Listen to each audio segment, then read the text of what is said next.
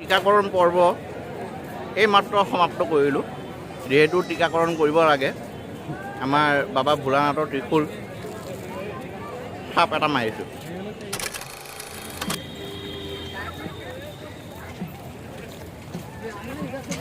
আমি দুই বন্ধু লগ হৈ গৈ আছোঁ।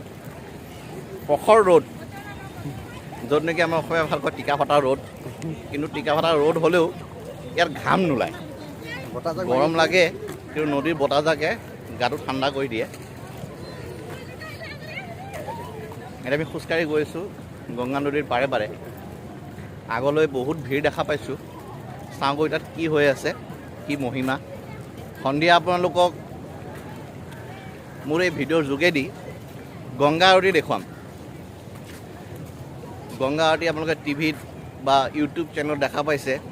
যিহেতু মোৰ ইউটিউব চেনেল নাই, মোৰ লগৰ বন্ধুবোৰকে এই ভিডিঅ' বনাই প্ৰেৰণ কৰিম। বিশেষকৈ মোৰ বন্ধু জংকাই কৈছে ভিডিঅ' দিবলৈ বনাই, মই দিম তাৰ কাৰণে ভিডিঅ' বনাই। বাকী ব'লক গৈ থাকোঁ।